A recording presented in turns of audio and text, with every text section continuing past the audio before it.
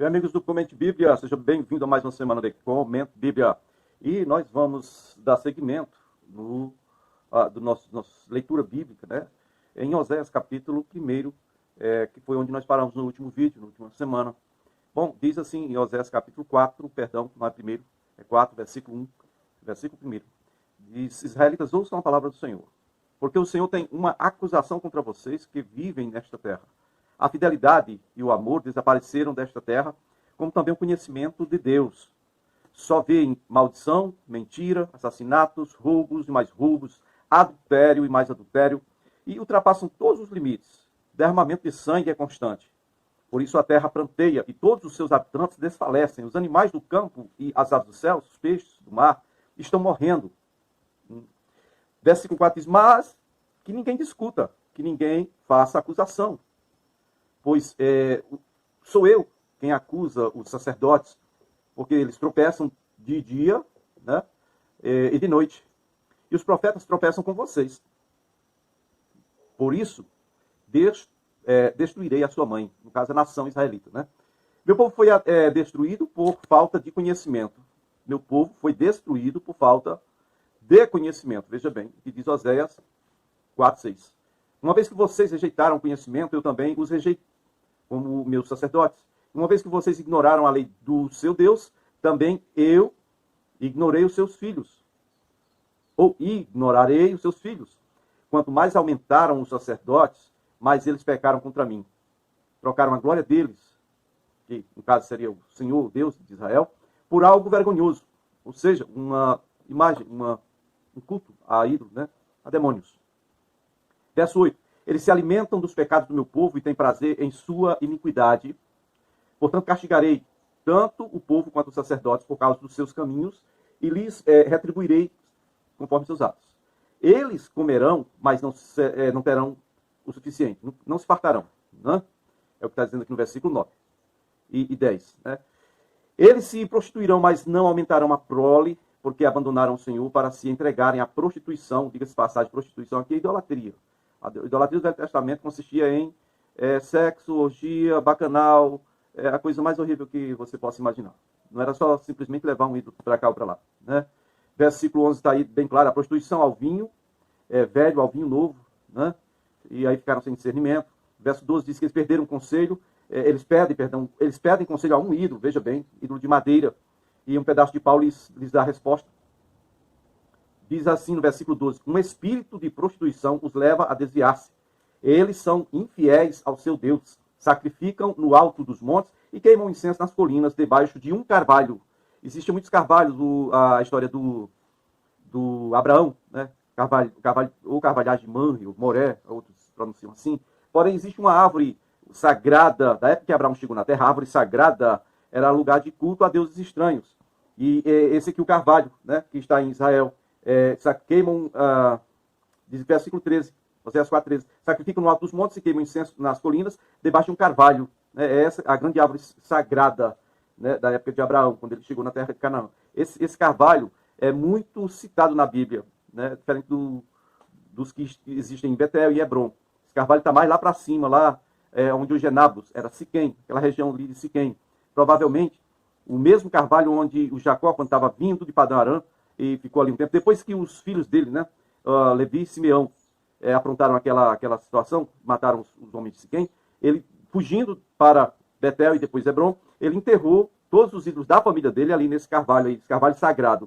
E, tipo, dá a César o que é de César, então dá o carvalho que é do carvalho. Esse carvalho é sagrado, lugar de culto a deuses estranhos. Ele enterrou esses ídolos da família dele lá, o Jacó, que é Israel. Se você quiser observar aí o relato de outros vídeos, você vai poder constatar isso que eu estou falando. E o versículo 13, na parte final, diz que suas filhas se prostituem e suas noras adulteram. Veja bem, está fazendo menção aqui só de pessoas do sexo feminino.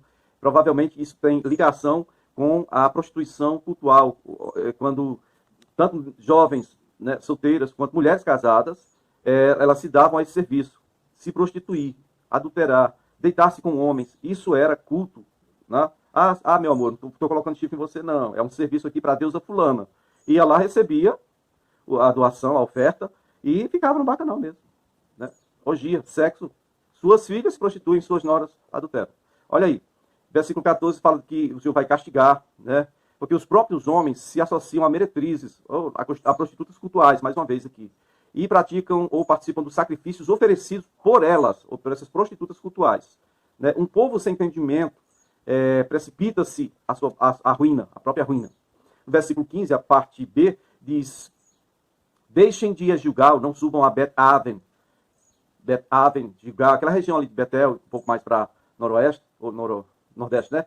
Ali está o touro de Jeroboão, né? Bezerro de ouro, né? Tem um lá em Dan e outro naquela região ali, Gilgal, Betel, por ali. Os israelitas são rebeldes com bezerra indomável. Como pode o Senhor apacentá-los? Como apacentá-los como cordeiro numa campina, né? Se são como rebeldes, né? Como uma bezerra rebelde, indomável, não tem como ser apacentado como cordeiro. Ok? Verso 7. Efraim aliou-se a ídolos. Deixem-no só. Mesmo quando acaba a bebida, eles continuam em sua prostituição. Verso 19, para concluir aqui essa primeira parte, diz: um redemoinho os varrerá para longe, e os seus altares lhes trarão vergonha. Ok? Nessa época agora da profecia do Oséias, né? Oséias, capítulo 4, tá? É a mesma época em que o Zacarias começa a reinar. E nós estamos falando especificamente agora do Reino do Norte. O Reino do Sul não tem novidade, então os episódios últimos agora são sobre os profetas que estão profetizando no Reino do Norte. Inclusive o Amós, que era de Tecoa, Reino do Sul, né, Judá, estava profetizando no Reino do Norte, ok? Agora nós estamos chegar ao entendimento aqui, que vai falar de Zacarias, que reinou em Israel somente 6 meses. Eu não estou falando de Azarias, tá bom? Azarias é o mesmo Uzias, que é do Reino do Sul. Estou falando de Zacarias, filho de quem? Do Jeroboão II.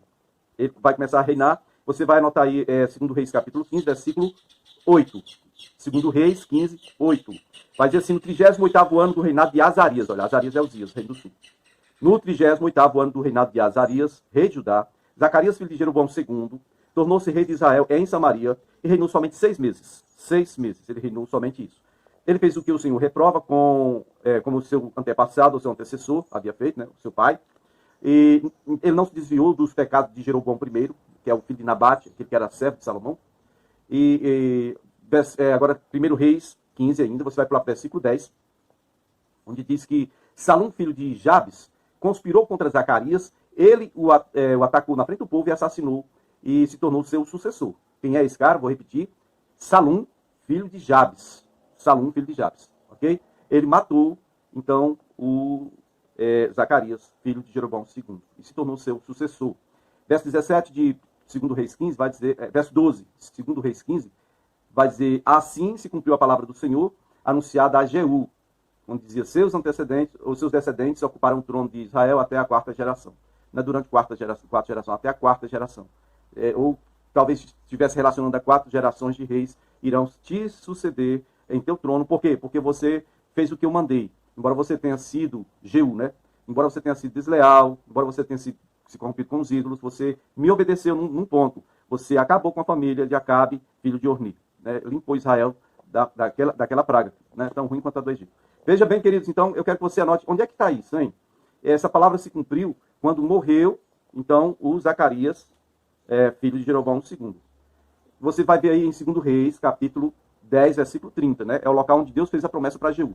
Mas eu quero ainda lembrar para você um ponto aqui, nesse primeiro vídeo dessa semana. É que, muitas vezes, a gente não observando a cronologia, ou não tendo acesso a uma Bíblia em ordem cronológica, a gente deixa de entender muita coisa.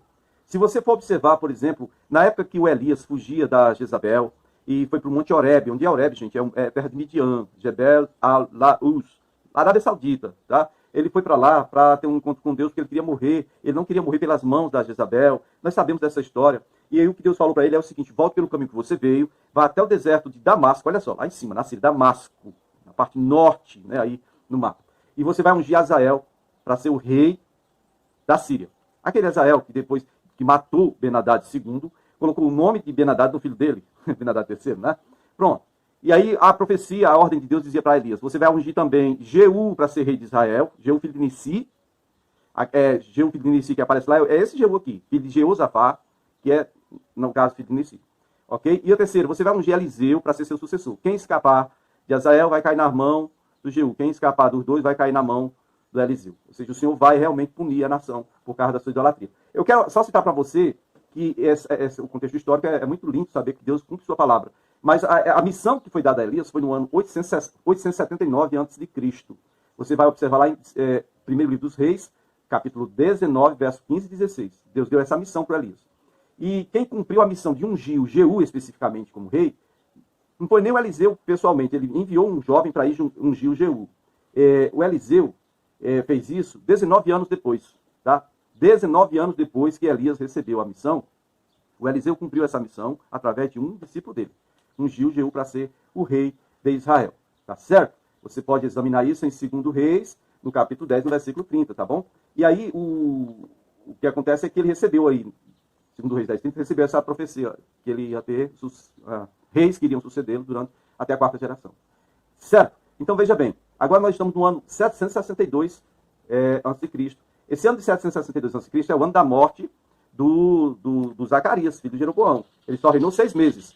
E se você for contar, dá uns 96 anos desde que Deus entregou a missão a Elias até o cumprimento final, né, das promessas do Senhor. Mas tudo se cumpriu. Passaram-se, depois de Jeú, reinou sobre Israel Jeoacás, Jeoás, Jeroboão II e agora o filho dele, o Zacarias, né, que só reinou 6 meses. Ok? Só para vocês entenderem bem o contexto do que nós precisamos abordar aqui. E vamos dar seguimento aqui então. Esse Salum que matou o Zacarias, estamos falando do Reino do Norte, se tornou agora o rei de Israel, você vai encontrar alguma coisa aí em 2 Reis, capítulo 15, no versículo 13 ao 15. Diz assim: Salum, filho de Jabes, começou a reinar no 38º ano do reinado de Uzias. Uzias é o mesmo Azarias, que é rei de Judá. E reinou 1 mês em Samaria. Ele reinou 1 mês. Esse Salum reinou somente 1 mês em Samaria. Então, Manaém, filho de Gadi, foi de Tisra a Samaria e o atacou. Né? Atacou Salum, filho de Jabes. Assassinou e se tornou seu sucessor. Os demais acontecimentos, né, do reinado de Salum e a conspiração que ele liderou, então, estão escritos nos registros históricos dos reis de Israel. Ok? Vamos para frente, então. Olha, Salum matou Zacarias, que tinha reinado 6 meses. Agora, esse Salum só reinou 1 mês e veio, deixa-me ver aqui o nome do rapaz, Manaém, filho de Gadi. Não é Gadi, não é Gadi. E matou Salum. Vamos seguir? Esse Manaém, você vai ver aí em 2º livro dos Reis, no capítulo 15, no versículo 16, e vai seguindo aí até o 18, tá? Diz assim: naquela ocasião, Manaém, partindo de Tisa, atacou Tifsa e todos que estavam na cidade e nos seus arredores, porque eles se recusaram a abrir as portas da cidade. Ele saqueou Tifsa e rasgou ao meio todas as mulheres grávidas. Olha aí. No 39º ano do reinado de Azarias, rei de Judá, Manaém, filho de Gadi, tornou-se rei de Israel e reinou 10 anos em Samaria. Veja bem que coisa, né? No Reino do Sul é 39º ano do Uzias. Aqui o cara reinou 10 anos, esse perverso. Ele fez o que o Senhor reprova durante todo o seu reinado e não se desviou dos pecados de Jeroboão, tal, né? Também aqui durante esse reinado do Manaém nasceu o Acás. Está lá em 2 Reis 6:2. Tá bom? Acás, rei do Sul. É um dos que vai suceder, o Reino do Sul, né? Bom, meus queridos, vamos lá, vamos seguir aqui. Chegando agora no ano 760 a.C., 760 a.C., 2 anos depois dos últimos acontecimentos, houve a invasão da Síria, né, comandada por Assur-Dan III, 772, 754, ok? Vamos então, no próximo vídeo a gente dá continuidade.